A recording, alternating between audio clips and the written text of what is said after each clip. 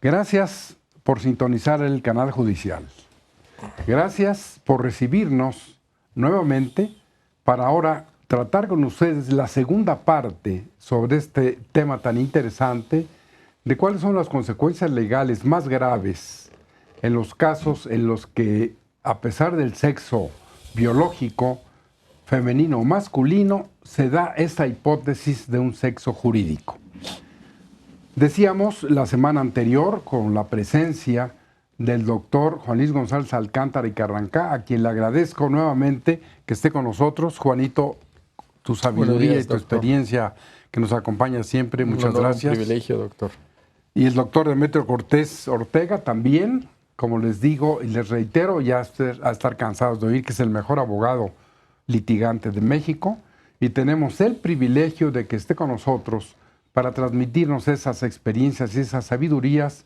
Como le acabo de decir recientemente en El Sol de México, ellos dos amalgaman el conocimiento de la academia, la experiencia del foro y la administración de justicia, porque están en la trinchera siempre en el Tribunal Superior de Justicia de la Ciudad de México, en la sala familiar, y bueno, no hace mucho tiempo, Juan González Alcántara y Carrancá fue el presidente del Tribunal Superior de Justicia, en ese tiempo llamado el Distrito Federal, que todavía hasta la fecha no hay quien lo haya superado.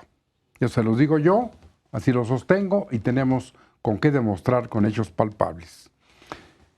Este nuevo programa que usted puede ver en Cablevisión 112, en Sky 639, en Dish 731, los lunes de 9 a 10, los martes de las 5 a las 6 de la tarde, los jueves de las 4 a las 5 de la mañana y los viernes de las 11 a las 12 del día, más otros horarios que pueden repetir de acuerdo a lo que determine la dirección del canal.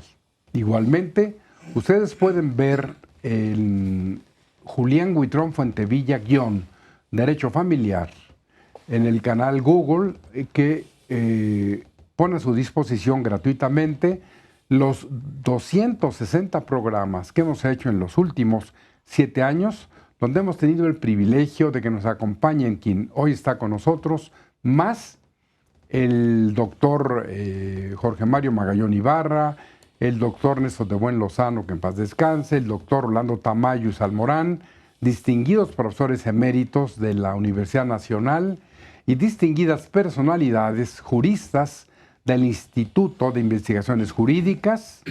Hemos tenido la presencia de médicos también, como el doctor Gonzalo Torres Villalobos, el doctor Nahum Méndez Sánchez, dos de los pocos doctores que tienen el grado en ciencias médicas en la Ciudad de México. Pero hoy tenemos el privilegio, vamos a empezar con el doctor Juan Luis González Alcántara y Carrancá. Juanito, yo te haría una pregunta eminentemente jurídica, donde tú puedas decirnos, ya considerando lo que la semana anterior hablamos de esta identidad de género, hay un principio del registro civil que dice que en las actas debe asentarse solo lo que haya ocurrido en presencia del propio juez del registro civil. Esta anotación, ¿qué es lo qué ocurre frente a ¿hay un cambio o simplemente la comparecencia? Debemos de ver que somos muy formalistas en términos generales. Toda nuestra legislación obedece a una serie de principios que venían desde el derecho romano, que pasaron por todo el derecho medieval y desde luego el derecho francés, que nos sigue estando presente. Yo no creo que un juez del registro civil tenga que asentar en el acta lo que sucede en su presencia, porque entonces los nacimientos no los tendríamos. Para cierto tipo de actos que se registran en el registro civil sí es necesario que el juez esté presente, como sería el caso de un matrimonio. Pero si no lo está cuando nace un niño, porque no está esperando ahí a ver si sale o no sale el niño, o cuando se murió, en el momento en que deja de respirar y parte de este hecho pues no está el juez del registro civil, simplemente se le informa y se le notifica. En el caso del tema que nos invita a usted a platicar, yo creo que simplemente el señor va a sentar lo que le está diciendo una persona, lo que le está manifestando. Independientemente del drama que viven estas personas, que en realidad se habían mantenido ocultas o habían aparecido En el closet. en el closet, como usted dice, en donde el drama familiar y el drama personal no les había permitido salir y florecer, como se decía. Hay que recordar aquella célebre comedia francesa que después se representa en una película norteamericana, La jaula de las locas, en donde dos personas que tenían un comportamiento sexual determinado, sobre todo una de ellas que se vestía de mujer, pues era reconocido en una cierta zona de Miami, Florida, y por eso un estado bastante tolerante y liberal en muchos aspectos. Pues hay un drama familiar, pero lo más importante es el drama personal. Y nosotros debemos de comprender esas gentes que están pasando por un problema de identidad, de identificación, de poder ejercer su sexualidad, desde luego, y el reconocimiento y el respeto a la sociedad. En México nosotros los etiquetamos y los expulsamos. Somos intolerantes. Hay que ver la posición de los grupos religiosos que condenan a estas personas como enfermos cuando simplemente deciden tener una preferencia sexual o tener un sexo diferente. El dolor que les representa la estigmatización en la sociedad. Yo no me imagino un general que diga que ya mañana quiere ser generala y que no obstante haber recibido el grado, o un capitán de policía o un soldado. Somos duros y los expulsamos. No respetamos los derechos humanos, no respetamos esa individualidad de la que usted nos hablaba la semana pasada. Y yo creo que algo muy importante, el dolor que hay en torno a esas personas, porque los padres están afectados, los hijos, desde luego, están afectados. Y en comunidades como los judíos ortodoxos, el saber que alguien quiere modificar, eso es el estigma, es mejor la muerte. Hay que oír a los padres que dicen, yo debí de haberte abortado, no toleramos esto. Yo creo que está bien que nuestro legislador se ocupe, pero que se ocupe bien. Eso es. Porque no hace las cosas A eso bien. voy. Precisamente, Demetrio, la semana anterior, cuando nos despedimos de la distinguida teleaudiencia, te hice una pregunta que la voy a retomar porque se quedó un poco a medias tu respuesta. Te decía yo, esta norma debe derogarse y decías acertadamente, no, debe modificarse, debe reformarse. ¿Qué es lo que crees tú que debe quitarse y qué se le debe de agregar o si debe desaparecer? No, debe quedar, debe mantenerse y deben hacerse cambios. Hablábamos la vez pasada de que nuestros códigos son casuísticos. Tratan de englobar a todos los casos posibles que se dan en la realidad, regularlos desde luego, pero no todos los tenemos en la mente o el legislador los tiene en la mente en el momento en que hace la norma. Bueno, más que ahí se rompe un principio elemental porque las normas adecuadas son las que tienen las normas generales. Porque si lo haces casuístico, quitas el caso y ¿para qué sirve la norma? Entonces aquí, ¿tú te irías porque aumentaran los casos o porque se hiciera un principio general? No, está el principio general, pero hay casos que escapan a esta generalidad. Y cuando hay casos que escapan al caso general, entonces hay que regular esas excepciones. Por ejemplo, lo de los niños. Por ejemplo, lo de los niños. Uno de los el ejemplo que planteábamos la vez pasada es no tocar a los niños. Es decir, que no haya reconocimiento de identidad genérica en un niño porque el niño todavía no tiene esa determinación.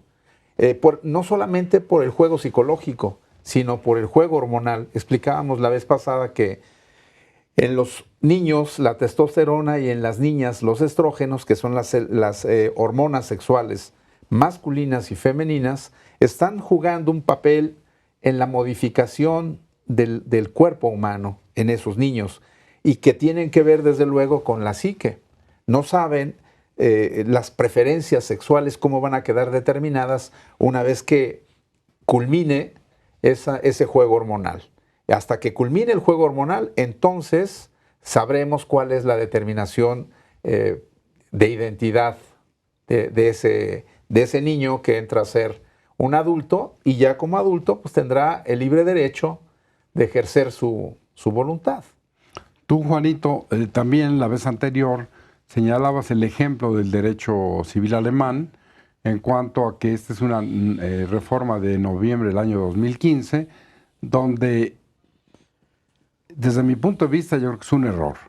Vamos a oír tu opinión, porque cuando el niño nace, si no se le pone, pues cuando tú ves al niño, si es niño o si es niña, no se le pone el sexo, se va a esperar a que tenga 14 años para definir si el niño que nació hombre es niña o la inversa. ¿Qué pues, seguridad jurídica va a haber? Tendríamos que haber esperado a que muriera para poder decidir qué sexo fue el que tuvo o qué Entonces sexo es una norma absurda, la alemana.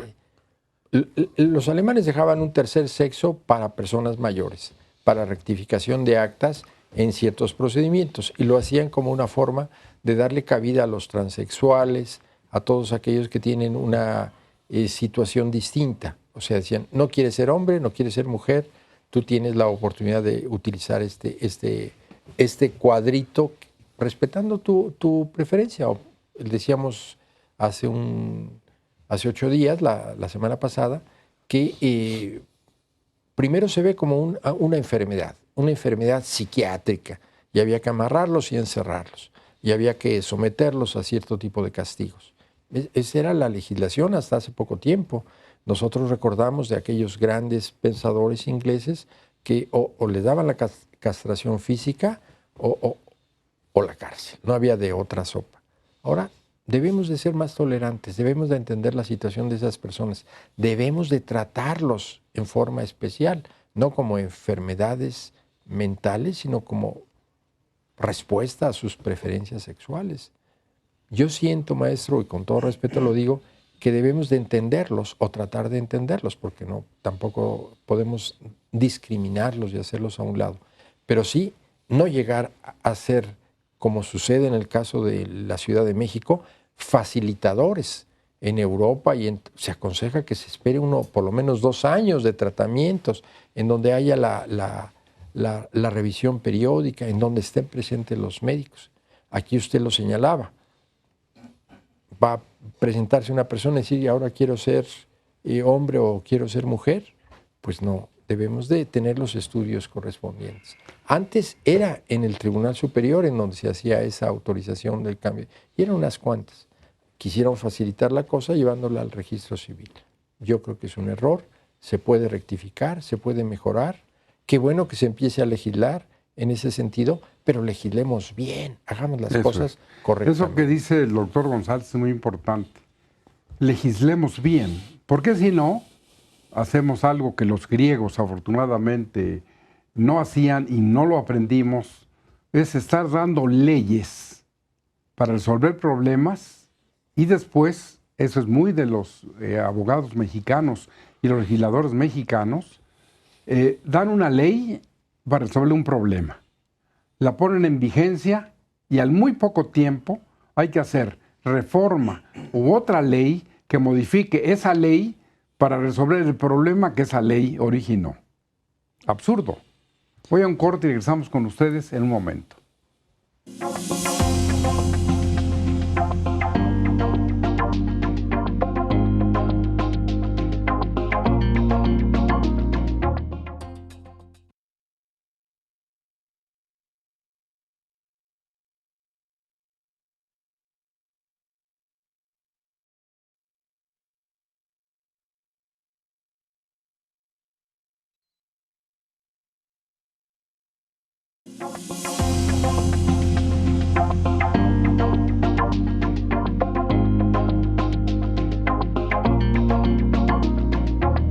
Bueno, realmente si usted acaba de sintonizar el canal judicial, estamos hablando de cuáles son las consecuencias más graves desde el punto de vista de la ley en estas hipótesis del sexo biológico y del sexo jurídico. decíamos y coincidimos quienes nos dirigimos a ustedes en que debemos estar a la vanguardia, debemos estar al día, pero con más reflexiones, con propuestas jurídicas que recojan la realidad social y la modifiquen, o que demos normas que esa realidad social la puedan modificar para que no sean normas de un absoluto fuera de lugar, o como esta, en la que nada más alguien llega y, como dice la propia norma, ¿cómo te sientes? Pues hoy me siento como mujer. Pues entonces dele su nueva acta. Y al día siguiente llega y dice, ¿cómo te sientes? Pues hoy otra vez me siento como hombre. Entonces dale otra vez su acta. ¿Qué propondrías, Demetrio, concretamente de reformas a esta norma? Bueno, primeramente que nada propondría algunos requisitos. No hacerla demasiado complicada, pero no tan fácil. ¿Requisitos para qué? Requisitos para otorgar el reconocimiento de identidad sexogenérica y luego el acta. Acuérdate que el registro, el reglamento dice nada más la copia, solicitarlo, la copia del acta original, anterior, el INE y el domicilio. Exacto. ¿A eso te le agregarías algo más? Yo no iría, el primer punto sería que no fuera directamente solo ante la petición ante el registrador civil. O sea, regresar esto al tribunal. Al tribunal. Que se decida judicialmente ¿Cuál sería la razón? Si es procedente. El segundo, y que esto nos trae al segundo, la razón sería no dar la facilidad para complicar las cosas y quiera regresar. Te voy a hacer una pregunta, te voy a interrumpir, igual a Juanito, porque ustedes ya tuvieron la otra experiencia. Claro. La reasignación sexogenérica, cuando solo por una jurisdicción voluntaria el juez podía ordenar al registro que lo hiciera. Ahora eso ya no existe. ¿En qué consistiría volver exactamente a lo mismo, una jurisdicción voluntaria? Porque parece ser que eso implicaba un problema. Se hablaba de que costaba muchísimo dinero, que los tratamientos eran costosos. Bueno, siempre lloramos por la lana. Pero son cosas diferentes. Claro. Tú no hablas de tratamiento, hablas de tener regresarlo certeza, al Poder Judicial. Al Poder Judicial. ¿Con qué propósito? Con el propósito de que se acredite, se tenga la certeza de que ese individuo realmente tiene la preferencia que dice tener. Sin haberse operado. No necesariamente. No es requisito. Digo, si regresáramos, ¿te acuerdas que en la reasignación decía? Se decía que era necesario. O sea, que ya no regresaríamos a eso. No regresaríamos mismo, a eso. Pero darle la facultad al tribunal. La facultad al tribunal para que se demuestre y se tenga la certeza de que esa es la convicción que tiene el individuo. Y se otorgue, entonces, como consecuencia, la nueva acta que le va a dar la identidad. Tendría que ser ante un juez familiar. Ante un juez familiar. Y con eso tendríamos ya la certeza y no estaríamos como en un juego de que hoy quiero ser y mañana ya no. Y mañana entonces quiero regresar a lo que era antes. Pero aunque se hiciera así, en la reforma se pondría por una sola vez o se permitiera el cambio cuando la persona quisiera, o ¿qué se haría ahí? Es que los mismos elementos, yo pienso que el hecho de que se pidieran 2 años de estudios psicológicos, en otros lugares son 5 años, haría que la gente que tomara esa decisión la tomara estando consciente, pero también el apoyo psiquiátrico, el apoyo sanitario para los efectos de las cirugías y todo esto, pues haría que los casos tan especiales y tan dignos de atención por parte de las autoridades fueran casos excepcionales y no facilitaran. Si así era, Juanito, y ustedes están en el Poder Judicial de la Ciudad de México, ¿cuáles habrán sido, yo desconozco, quizá ustedes sepan más, las razones de haber hecho un cambio de 180 grados y hacer a un lado el Poder Judicial y solamente el Poder Ejecutivo? Porque es el Poder Ejecutivo. Quizá políticos. La posición política de algunos sectores que ofreciendo su apoyo para ciertas decisiones de ¿Cuántos votos te dará esto? Mucho menos de los que usted pudiera imaginar. Porque las personas, incluso las que van a cambiarse de sexo, no son activistas políticos, sino se utiliza como una cuestión de vanguardia, de avanzada, políticamente que se va a ver bien, y se ocupan muchísimo de hacer las cosas pues para complacer a un sector influyente que pesa, como son estos colectivos que tienen su presencia en Entonces, la ciudad. volvamos al camino de la ley. Yo diría, ¿Qué más que la cuestión política... Primero, volverlo al Poder Judicial. Voto, sí. El voto no sería tan mínimo, porque sería nada más el iceberg. Recordemos que los ministros de los cultos son solo uno, pero lo que mueven con la fe es otra cosa. Pero entonces, yo creo que no, doctor. Yo creo que la comparación que hacemos son grupos totalmente distintos, minoritarios en una sociedad como la nuestra, muy respetables.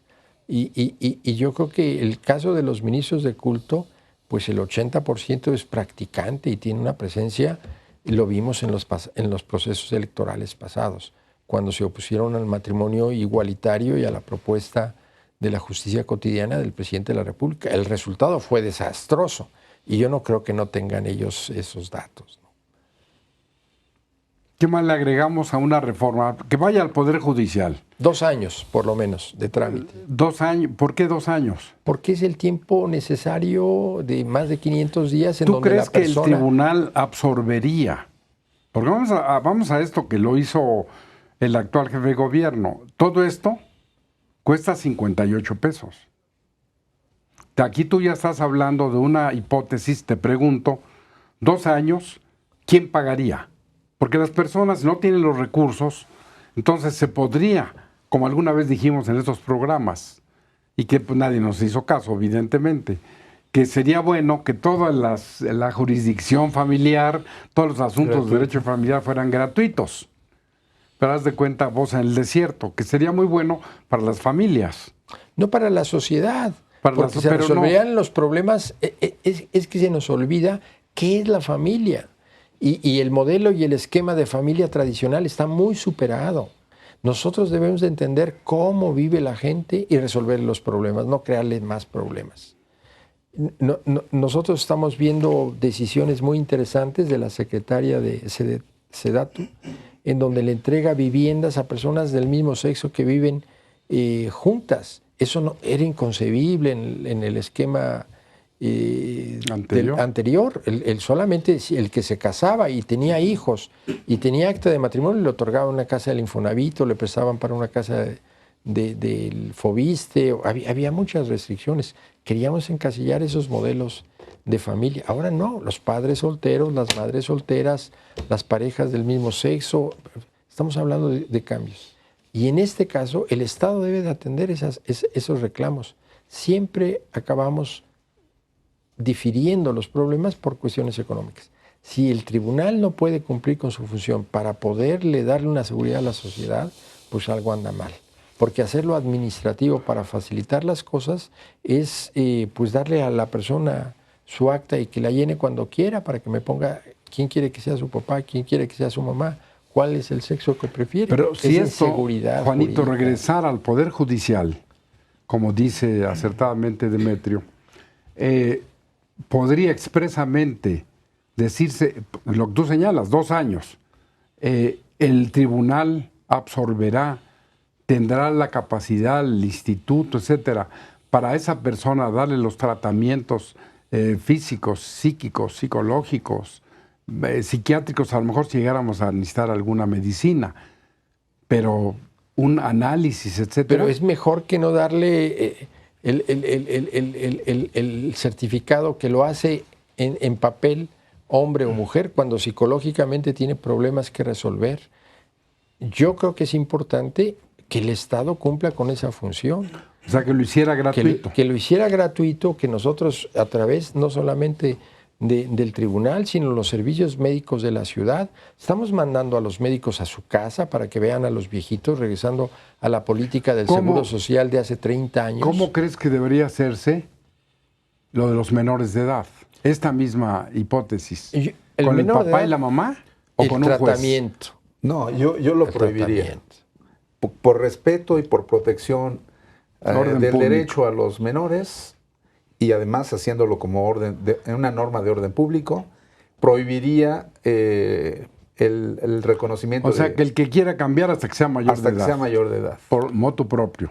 Claro, ejerciendo su propio derecho, porque creo que este derecho es un derecho personalísimo. Bueno, es evidente que estamos tocando cosas muy importantes, ya hoy en este segundo programa, especulativas, pero que son importantes porque yo creo que es una norma, como bien la señalas tú, Juanito, de avanzada, pero de libertinaje.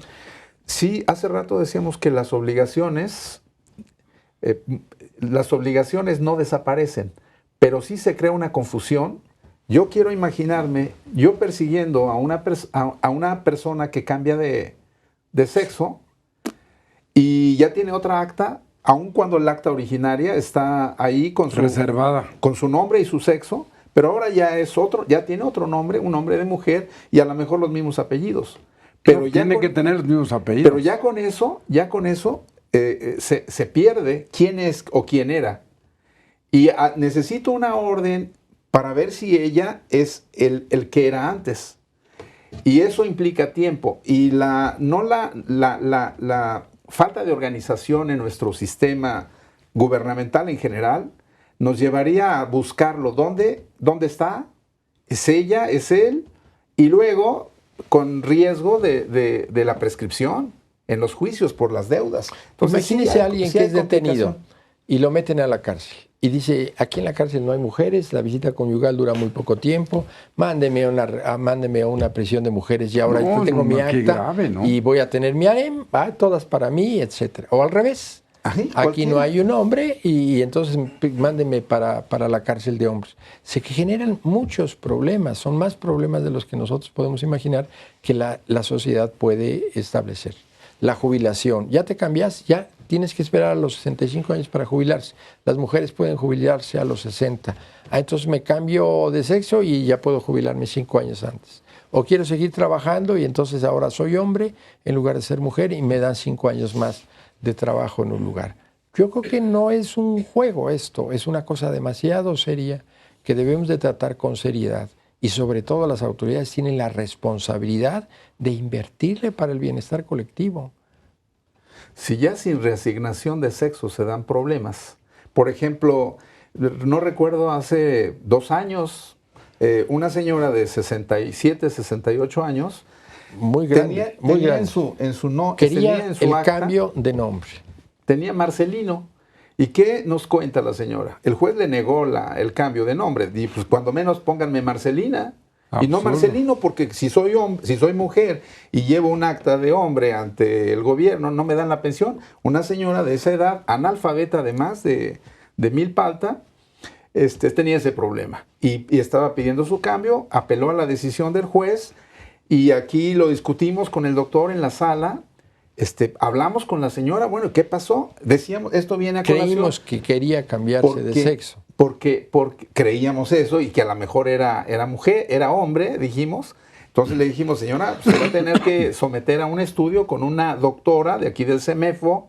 La vamos a mandar para pues nada más nos dé un reconocimiento y vemos si cambiamos. Y fue, con mucho gusto normal. fue. Pero nos platicó que el problema fue que su papá pues, quería un hijo y lo vestían como niño. Y hablábamos de que la norma, creo que es el artículo 50 del Código Civil, al que se refería usted hace un momento, de que el juez debe asentar lo que pasa ante su fe.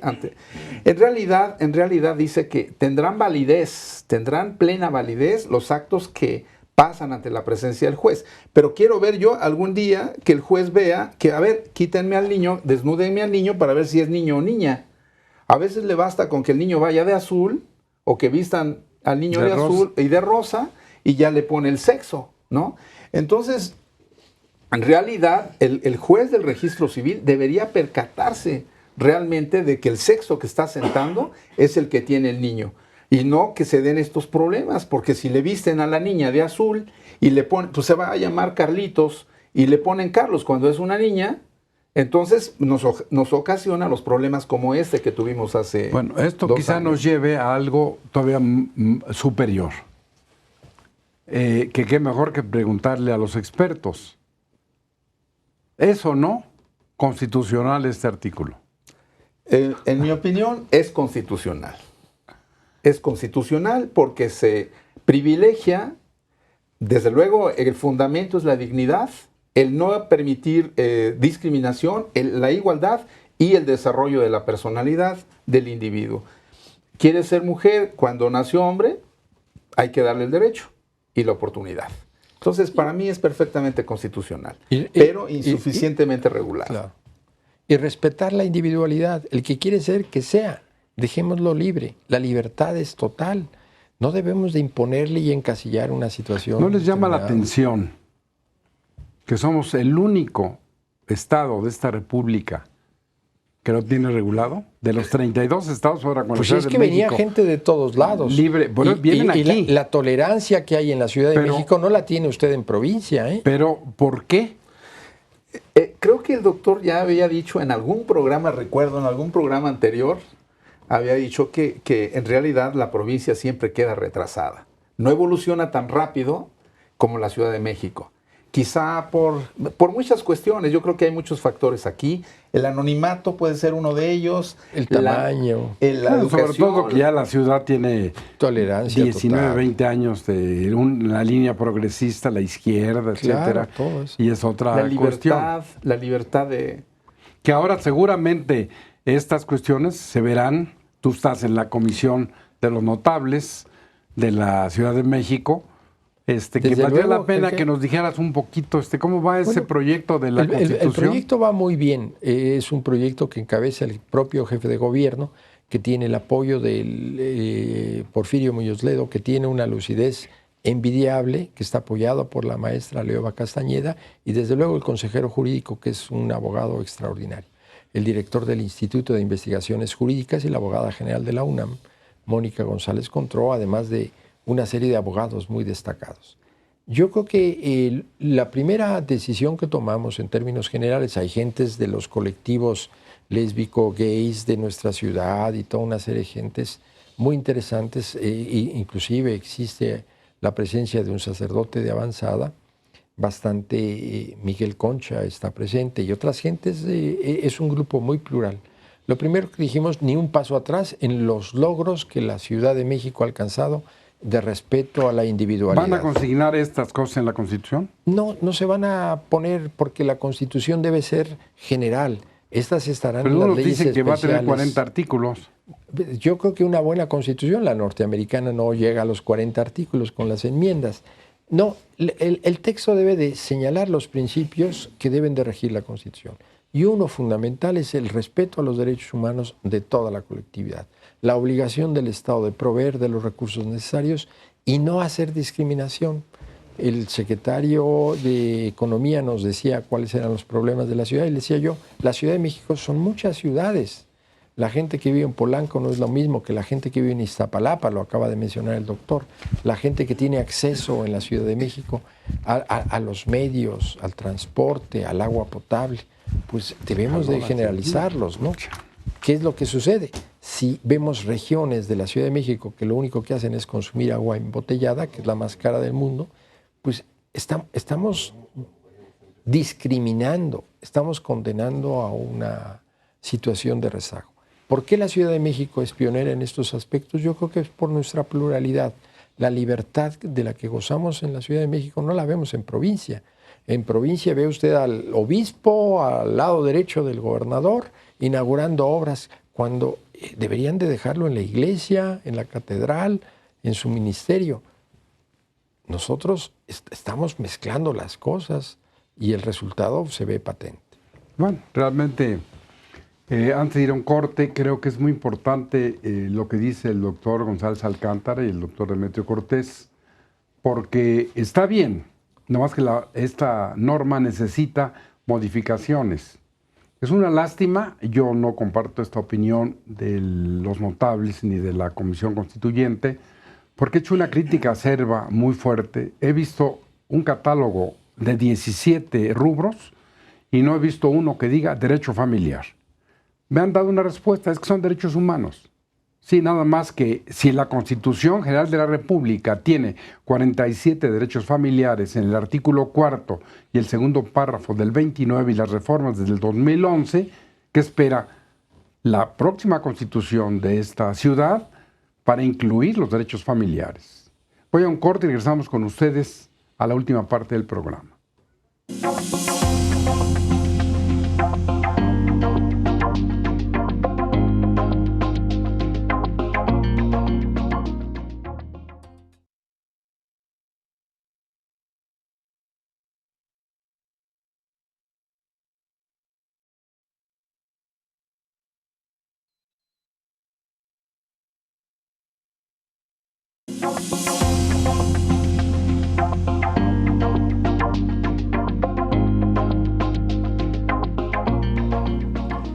Gracias por seguir sintonizándonos, gracias por seguir con nosotros, por permitirnos llegar a su hogar.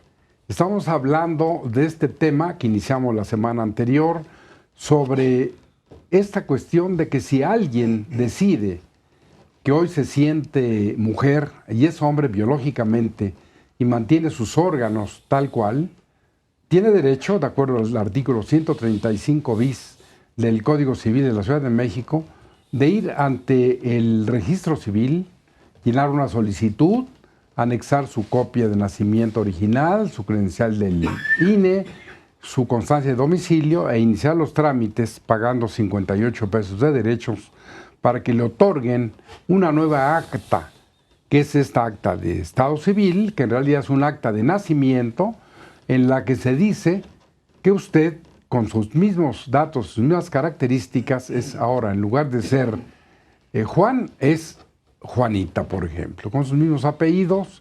Usted puede estar casado, ahora resultaría pues que está casado con un hombre, pero pues, resulta que es mujer.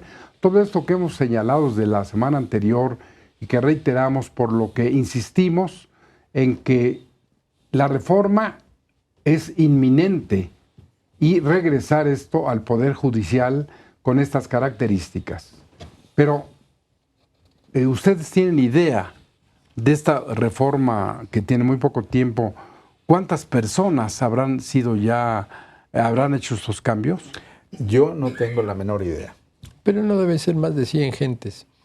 Pocas personas, pocas ¿no? personas, Es como sí. el matrimonio de los del mismo sexo. Claro, son mínimos, no alcanzan los 1000 números, hacemos mucho ruido sobre ciertas cuestiones, pero hay una cosa que debemos de recomendar en términos generales, y este programa sirve para llegar no solamente a las familias, sino que aquellas personas que están vinculadas directa o indirectamente con estos niños o estas niñas que tienen ese problema, pues deben de fomentar en la escuela, en las escuelas, un respeto a los menores, porque no me imagino el infierno en que debe convertirse a un menor que, queriendo ser niño, pues la llamemos siempre por su nombre de niña, o queriendo ser niña, la llamemos por su nombre de niño. Y que la sociedad entienda y respete sobre todo eso. Porque muchos de los suicidios que nosotros vemos en nuestra sociedad que se dan entre los jóvenes se debe por esa disfunción o esa falta de reconocimiento y atención de este problema. De que hay un problema, lo hay, y lo mejor es atenderlo como usted lo señala. ¿Tú qué le bien. sugerirías, o tú, Demetrio, a las personas que nos honran viendo este programa, si tuvieran en su casa este tipo de problemas, qué sería lo más aconsejable? ¿Qué les podemos sugerir? Bueno, primero, desde el punto de vista de si se trata de un menor de edad, pues el tratamiento psicológico sería la primera medida que habría que hacer, consultar a un psicólogo para que ayude no solamente a los padres, sino también al menor que esté afectado en este tipo, o puede ser que el padre o la madre hayan visto que pues, no es su identidad la que no concuerda, su identidad sexogenérica que tienen biológicamente con la que sienten tener psicológicamente. Entonces puede ser padre, la madre, o puede ser el hijo. Desde la primera medida tendría que ser la atención psicológica. ¿Para qué? Pues para que el psicólogo los coloque en la realidad y entiendan cuál es su realidad. No solamente la realidad de la persona que padece esta cuestión, sino... Pero ahorita, ¿quién puede dar esa asesoría? Porque suponiendo que sean personas de escasos recursos, en el registro civil no dice, ni en esa norma, ¿qué se puede hacer? ¿Qué les podrían sugerir ustedes? Bueno, yo creo que los servicios de salud en general y los servicios de salud médica del Distrito Federal deben de otorgar una parte de su presupuesto a atender problemas de salud mental. No verlos como unos enfermos mentales, sino gente que necesita una atención y sobre todo una atención psicológica, como señala Esa el doctor. podría ser también parte de la reforma que se está proponiendo, ¿no? Exactamente. Nosotros en el tribunal tenemos un área de psicología que ha estado creciendo, dependiente del servicio médico forense, sobre todo para ayudar a los niños, pero desde el punto de vista que tenemos en este momento y que es de tal importancia, sería bueno un artículo complementario o una disposición dentro del mismo artículo que haga la remisión de estas personas que pidan ayuda a nuestro centro de atención psicológica. Pues porque en realidad es un problema. Es decir, de lo que hemos estado analizando... Debe ser terrible para los padres que ven que hacer? El hijo le roba la ropa a la niña o la niña le roba la ropa al niño o que el niño tiene cierta desviación. Es muy duro y lo decíamos. Si no los atendemos, si no los orientamos, hay quien se tapa los ojos y no quiere ver la realidad. Pero el problema está presente y cuando sale y escala a la familia y a los medios, pues se estigmatiza a esas personas, es objeto de burlas en las escuelas, de discriminación, es terrible, ¿no?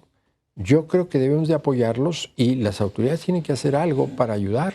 Ahora, has tocado el punto, igual Demetrio, que es por lo más sencillo, hablando de los niños, para ir a esto, pero si son los padres los que cambian de sexo, ¿qué pueden hacer? Suponiendo... Los niños nada, no pueden hacer si de ahí la dependencia ¿qué puede hacer económica? la autoridad o qué es lo que hay que hacer con eso? Por eso debería ser judicial. Porque, y usted alguna vez habló y lo hizo y lo llevó a la práctica en el estado de Hidalgo, esos grupos, esos... consejos de tutela. Sí, ese consejo, De integrado familia. por varios, un psicólogo, un médico, un trabajador social y un abogado. Sí. Este grupo sería muy bueno en estos casos porque... Multidisciplinario. Sí, multidisciplinario.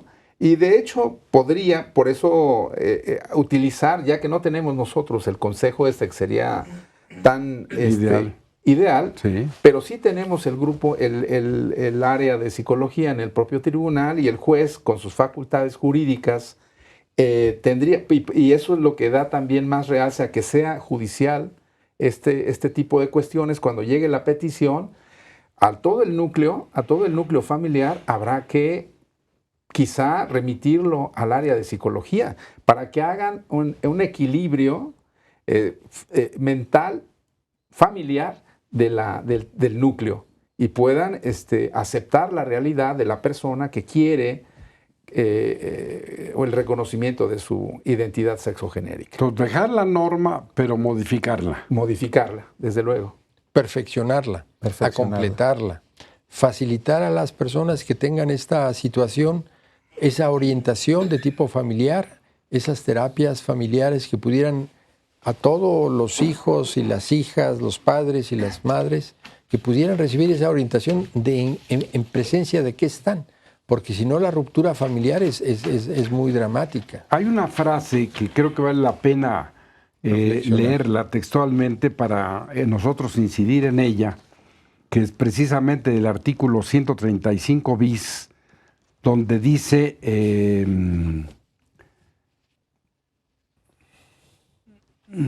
¿cómo será el procedimiento, la identidad? Donde dice específicamente la ley que cómo se siente la persona. Es decir,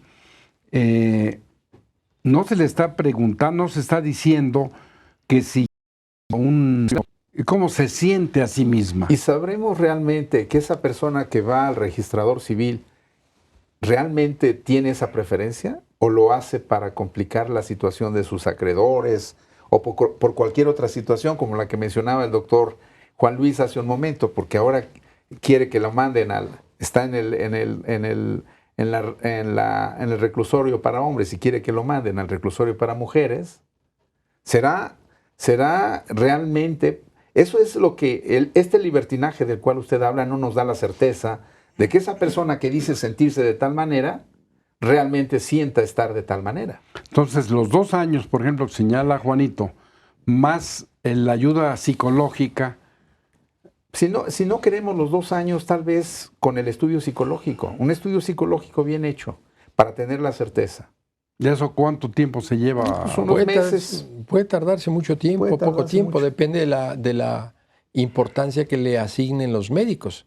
Si, como sucede en nuestro país, hace una cita en el Seguro Social y lo citan a los 6 meses cuando ya está muerta la persona, pues estamos perdidos. Entonces, nosotros hemos proletarizado los servicios de salud, el Seguro Social, el ISSSTE, con esos incrementos de números de derechohabientes, que todos los estudiantes puedan ingresar a los servicios de salud.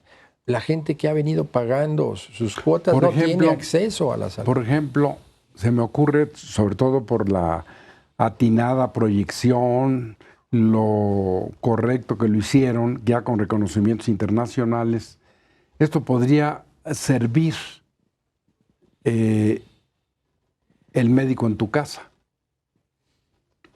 Esta nueva política del gobierno de la Ciudad de México, en la que están yendo, a mí me tocó en mi casa, alguien tocó la puerta y me dijeron, aquí qué personas hay de la tercera edad, etcétera. Dije, bueno, yo soy el único. Entonces me dijeron sus datos, ¿para qué? Para que los tengamos y en un momento dado, si usted necesita atención médica, se la vamos a venir a dar en su casa. Entonces le dije, bueno, en realidad yo tengo el apoyo del ISSSTE, soy de la Universidad Nacional, y entonces mi lugar lo podría ocupar otra persona. Pero esto es una realidad, ¿eh? El médico en tu casa está siendo impresionante. ¿Hasta dónde esto, como tú antes decías, el Servicios Generales de Salud, pudiera ser esta ayuda psicológica, ¿no? ¿El psicólogo en tu casa? Podría ser muy bueno, eso es una buena idea. Yo creo que podría, así como desde que está funcionando ahora el abogado en tu casa, los fines de semana, y que ahora ya se hizo extensivo a toda la semana. Antes eran nomás los sábados y domingos. Ahora ya el consejero jurídico, Manuel Granados, ha hecho este programa extensivo sin descuidar las labores propias y están yendo a todas las casas, las delegaciones, para resolver problemas, testamentos, actas de nacimiento. Y podría ser esa conjunción de modificar la ley y de darle esa participación al médico en tu casa, y podría ser muy bueno para la salud mental de las familias de la Ciudad de México, ¿no? Y yo creo que toda la población lo necesita, ¿eh? No, pero aquí tenemos el privilegio de vivir en esta ciudad, claro, que fuera para esto, ¿no? Sobre todo porque llega a los sectores más desprotegidos, los estratos, sí, más débiles, que sería una forma de llegar a ellos y ayudarles, que son los que más lo necesitan, ¿no? Esto que decía Juanito de suicidios y todo esto, en un momento dado, de personas que no tienen esa orientación. Así como, bueno, se ha hecho mofa de cosas que ha hecho Mancera, que a mí en lo personal me parece que son muy atinadas. Por ejemplo, como esto que ya han llevado como a chistes de este silbato de una mujer que pueda ser agredida sexualmente y que lo pueda tocar. Ustedes han oído hablar de eso, ¿no? Finalmente, pues que ahí está. O sea, lo que sobra no estorba. Y en el caso concreto de las mujeres que son tan agredidas, pues tuvimos que hacer vagones especiales en el metro solo para mujeres, porque los hombres, pues ahí vamos siempre sobres, ¿no? Entonces, yo creo que es una de las cosas más importantes que hemos logrado ahorita en estas 2 semanas en este programa, de llegar a hacer una propuesta que la Asamblea de la Ciudad de México pudiera modificar este artículo, claro, incluir esta ayuda psicológica y, bueno, ustedes en la Constitución hacer algo. Porque si no hacen algo por nosotros los que estamos aquí en la ciudad, ¿quién lo va a hacer? Pues nuestros representantes, nosotros tenemos la academia para insistir en la adecuación de una serie de normas que es muy necesario, y sobre todo tenemos la oportunidad de hablar con el consejero jurídico para hacerle ciertas sugerencias de reformas que son necesarias, no solamente a la legislación civil, sino a otras áreas, ¿no? Yo me congratulo, les agradezco, Juanito, Demetrio, doctor. Gracias. su presencia, su tiempo tan valioso, prepararse, estudiar para poder darle a la distinguida de la audiencia, a lo mejor de nosotros, en cuanto a conocimientos. Entonces, si quisieras un mensaje último para Con quienes mucho nos gusto, honran doctor. viendo. Yo creo que el mensaje sería muy sencillo. Lo más importante es que respetemos a las personas que tienen una diversidad sexual, que tienen problemas, que los apoyemos moralmente, que los apoyemos no solamente de palabras y con hechos. Y al legislador le pediría que revisara estas normas, que sea asesorada por personas como el doctor Huitrón, que tiene un gran conocimiento del derecho familiar, y que hicieran realidad estas iniciativas para que la población se pudiera encontrar más segura, pudiera entender que existe la voluntad política del Estado mexicano de proteger a los sectores independientemente de los problemas que tienen y ayudar en los servicios de salud a que la población pueda tener una salud mental, porque la salud física como quiera la puedan llevar, pero quien tiene problemas de adaptación en su trabajo, en su centro de estudio, en su universidad y en su entorno, pues sufre mucho. Gracias, y hay Juanito. que apoyarlos, doctor. Muchas gracias. Como ven ustedes, qué importante es. ¿Qué le dirías tú a la distinguida audiencia? Que aun cuando no está perfectamente regulada esta forma de pedir ayuda al tribunal y a sus áreas psicológicas para este tipo de problemas, tenemos el artículo 942, recordarles Del Código de a Procedimientos. litigantes y a la teleaudiencia que tenemos el artículo 942 del Código de Procedimientos Civiles ahora para la Ciudad de México, en el que se establece que sin formalidad alguna podemos acudir ante el juez de lo familiar para resolver todo tipo de cuestiones familiares, especialmente cuando estén inmiscuidos los intereses de menores, y que constitucionalmente el juez no puede negar cualquier intervención sobre el bienestar de un menor. Y si está de por medio esta situación, el juez está obligado. Muchas gracias, gracias. Gracias, doctor. A ustedes por su invitación. les reitero, porque nos dejan llegar a su hogar, este programa es una realidad. Recuerde que nos puede ver en Cablevisión 112, en Sky 639, en Dish 731, en las repetidoras locales de televisión en el interior de la República, en el correo jhuitron@derechofamiliar.net, en el de la Suprema Corte scjn.gov.mx. Nos puede hablar al 56 39 22 35. Puede ver el canal que tengo en Google, Julián Huitrón Fuentevilla-Derecho Familiar. Puede leer los domingos la columna que escribo en El Sol de México, en la sección dominical, siempre sobre problemas de derecho familiar. Por hoy, muchas gracias, profesor. Gracias, maestro. A ustedes también, y esperamos verlos en el próximo programa de Derecho Familiar.